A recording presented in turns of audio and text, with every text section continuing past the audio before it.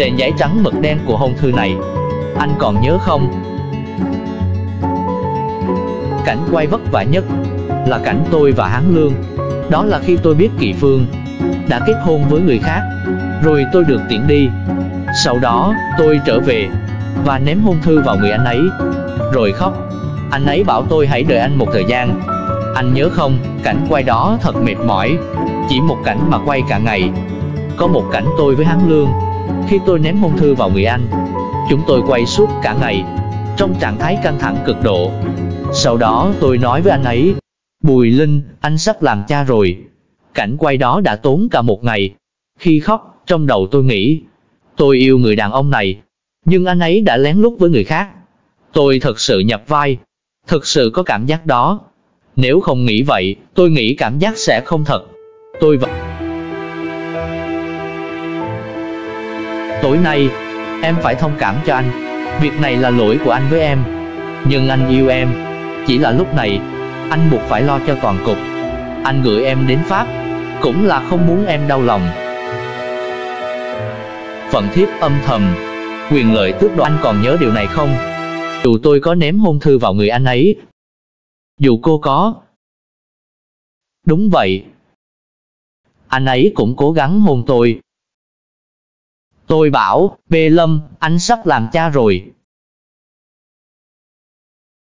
Đây là cảnh cưỡng hôn sao? Không giống cảnh cưỡng hôn đầu tiên. Cảnh này có bạo lực. Vì trong cảnh đầu tiên, vì trong cảnh đầu tiên, cô ấy chưa biết chuyện gì xảy ra.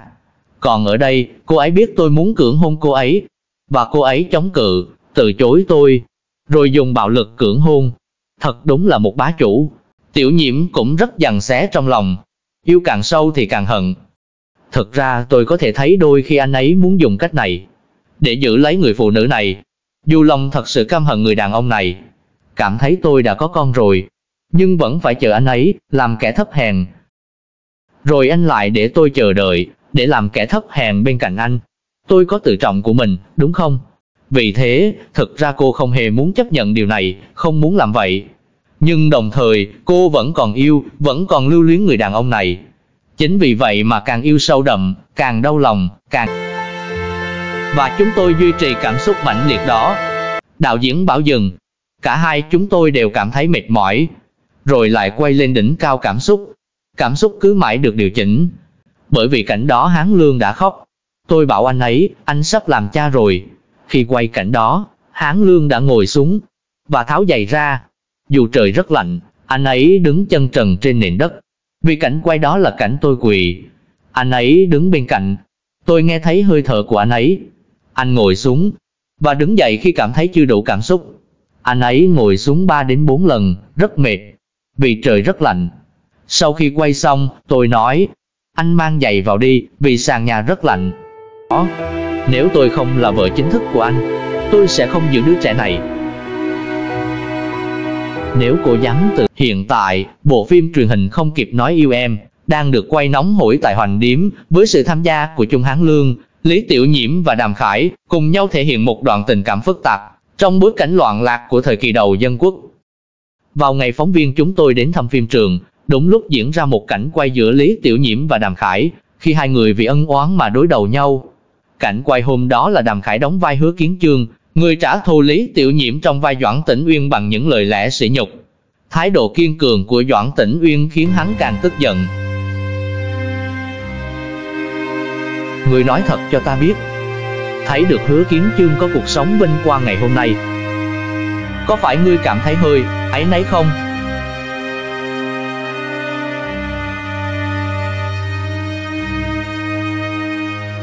Có gì tốt đâu mà phải kiêu ngạo chứ. Trong cảnh này, tôi nói rằng tôi thà ra đường làm những việc có thể là tầm thường nhất, cũng không chịu khuất phục trước ngươi. Vì vậy, sau khi tất cả những âm mưu của hắn không thành công, hắn đã tức giận mà nói ra câu thoại này trong cảnh quay mà các bạn thấy. Thực tế, vai Doãn Tĩnh Uyên không phải là lần đầu tiên Lý Tiểu Nhiễm đảm nhận. Từ những năm đầu, cô đã diễn trong các bộ phim như Sương Mù, Mưa và Gió, đến gần đây với vai Gù Mộng trong Phượng Xuyên Mẫu Đơn. Với vẻ ngoài ấm áp, chỉ cần mặc sườn xám và búi tóc, cô đã thành công được một nửa. Tuy nhiên, theo Lý Tiểu Nhiễm, vai diễn như vậy không phải là bản sắc thực sự của cô. Thực ra, tính cách hàng ngày của tôi không giống lắm. Tôi nghĩ nó không giống, vì trong cảnh tối nay, các bạn thấy tôi có phần dịu dàng trong game, nhưng thực sự tôi không dịu dàng đến vậy. Tôi nói rất nhanh và thẳng thắn. Trong phim, có một nhân vật kỹ nữ tên Tô Anh, rất giống với Yến Tĩnh Uyển. Vì một thời gian không tìm được diễn viên thích hợp, nên Lý Tiểu Nhiễm đã thử sức với vai này, làm một bước chuyển mình. Tô Anh là kiểu rất ồn ào, thường ngày trong phủ đốc quân, cô ấy hay rủ bạn bè chơi bài và bàn tán về những chuyện tầm phào. Sau đó, đột nhiên đạo diễn bảo, Tiểu Nhiễm, tôi nghĩ em nên đóng vai Tô Anh thì phù hợp hơn. Cùng có bước chuyển mình như vậy là Chung Hán Lương, người thường đảm nhận những vai diễn phong độ, lịch lãm.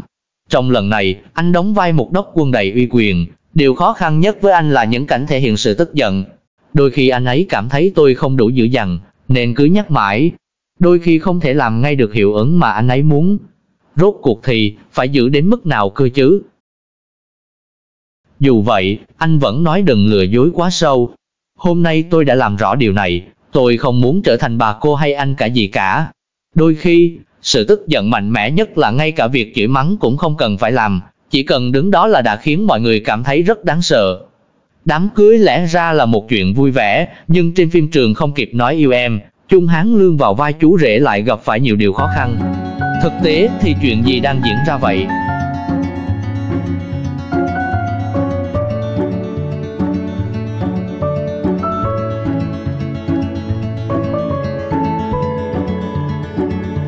Trong phim, chú rể Chung Hán Lương là một đốc quân quản lý một vùng đất.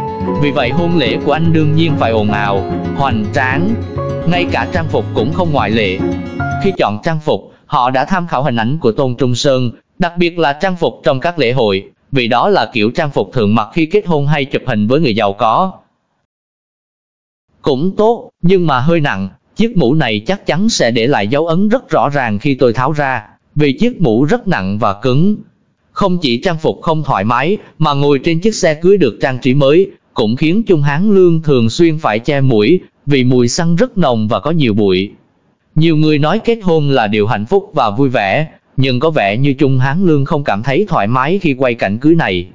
Được thôi, thoải mái cũng được, nhưng trong phim tôi diễn như vậy là không thoải mái. Thực ra không muốn có cảnh này như vậy.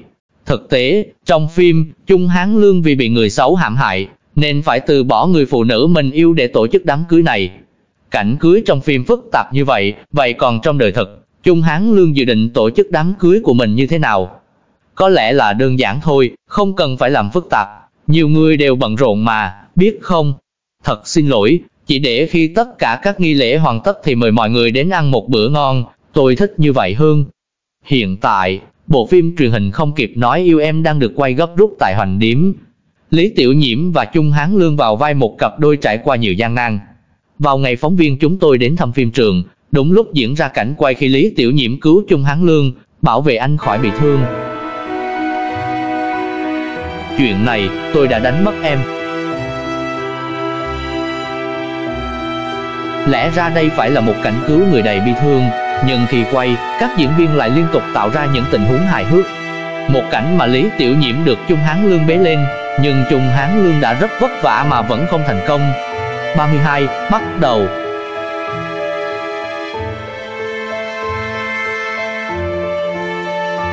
Thêm một lần nữa, không phải tôi nặng đâu, mà toàn bộ cơ thể này đều không đứng dậy được. Nếu mọi người nhìn kỹ động tác này, sẽ thấy Chung Hán Lương không phải chỉ có một mình cố gắng. Một nhân viên trong đoàn làm phim đứng phía sau giữ thắt lưng của Chung Hán Lương, luôn giúp anh một chút sức lực. Trong sự hợp tác của hai người đàn ông, Chung Hán Lương cuối cùng cũng đã bế được Lý Tiểu Nhiễm lên. Thực ra, Lý Tiểu Nhiễm vốn dĩ là người gầy yếu, sao lại nặng như vậy nhỉ? Thì ra là vì trang phục nặng nề. Thực tế, trong chiếc sườn xám nhìn có vẻ mỏng manh của cô ấy, có nhiều điều bí mật. Tôi thấy bạn đã mặc quần bông bên trong chiếc sườn xám, đó là một chiếc bảo vệ chân. Khi mặc vào chân thì tôi phải tháo ra. Tại sao nó dày như vậy? Không phải nó mỏng đâu, mà là dính bằng băng dính. Đó là bạn tự phát minh ra à? Bây giờ nghe nói nhiều người đã đặt rồi, đạo diễn bảo bạn phải đi đăng ký bằng sáng chế. Trong nhiều bộ phim, diễn viên Khâu Chấn Hải thường vào vai ông nội. Hiện tại ông đang quay bộ phim Không Kịp Nói Yêu Em, tại Hoành Điếm. Trong phim, ông lại một lần nữa đóng vai ông nội, là cha của nữ chính Lý Tiểu Nhiễm. Chỉ có điều ông nội này hơi mới mẻ. Trong phim, Khâu Chấn Hải đóng vai ông nội, khi còn trẻ đã có kinh nghiệm du học ở Liêu Dương, nói tiếng Nga rất lưu loát. Điều này đã khiến Khâu Chấn Hải gặp khó khăn. Có một đoạn tiếng Nga. Nhớ lại học từ hồi đó. Nhớ lại chữ gì đó. Xin lỗi, những gì chết gì đó tôi không nhớ ra. Ông nội này rất mới mẻ, không chỉ nói ngoại ngữ mà trang phục cũng hơn hẳn người bình thường thời đó. Bộ phim này, chất liệu được chọn rất tốt, nhìn có vẻ như là vải bóng, nhưng thực ra nó là vải nhung. Dù bên ngoài có vẻ mới mẻ, nhưng ông nội này tư tưởng lại rất cổ hủ.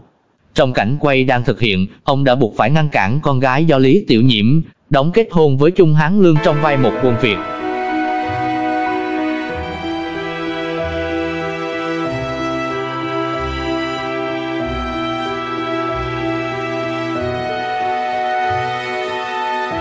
Vậy trong đời thực, Khâu Chấn Hải có can thiệp vào sự chọn lựa tình cảm của con cái không?